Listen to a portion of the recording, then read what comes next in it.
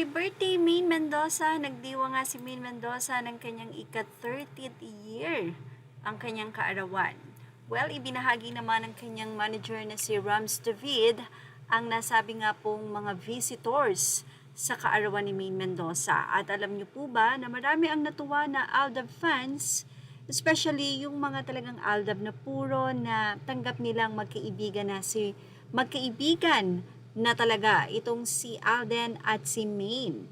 Dahil alam naman po natin na si Maine Mendoza ay happily married na. Anyway, sa nasabi nga pong post ni Rams David, ibinahagi niya kung sino-sino ang mga present na bisita doon sa kaarawan ni Maine Mendoza. Siyempre, ang mga malalapit sa puso ni Maine at nandoon sila Vic, of course, Tito Vic and Joey, ang cast ng Eat Bulaga, at namataan nga, invited doon si Alden Richards. So, marami talaga ang natuwang mga fans. Friends forever, Aldab. Doon nga po sa comment section na post ni Rams David, may mga nasabi na, wow, present si Alden sa birthday celeb ni Maine. My Aldab heart is super happy. So sweet, happy birthday, Maine. Finally, nag-attend na rin si Alden sa birthday ni Maine. So, Aldab friends forever, sabi nila. Happy birthday, Ate Maine.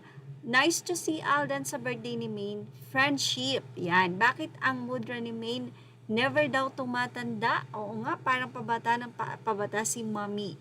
Happy ang aking heart na invited si Alden. Real good friends.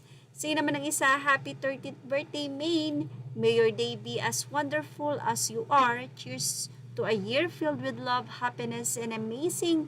You deserve it all. Si Alden nasa birthday ni Maine. Wow! Sana magka-movie daw ulit ang dalawa. So sweet of you, Sir Rams. Ateng always there for Meng. We love you din po. So yan, gusto ko yung pics nyo ni Idol RJ Alden. Well, ayan nga po, marami ang talagang natutuwa dahil alam nyo yun, habang ang panahon ay lumilipas, tumatagal, naghihilom din ang mga puso. Maraming mga fans ng Aldab ang sobrang nagmamahal kila Alden at Maine, pero nanatili ang talaga namang tunay na nakasuporta sa kanila. Magkaroon man sila ng sarili nilang buhay. Ang maganda dito ay pareho na talaga namang umuusad ang career nila Maine at ni Alden at pareho silang happy ngayon bilang hindi na love team, no? Kani-kanilang mga careers at syempre ang kanilang friendship, ayon nga kay Maine at kay Alden, yan naman talaga ay hindi magmamalo.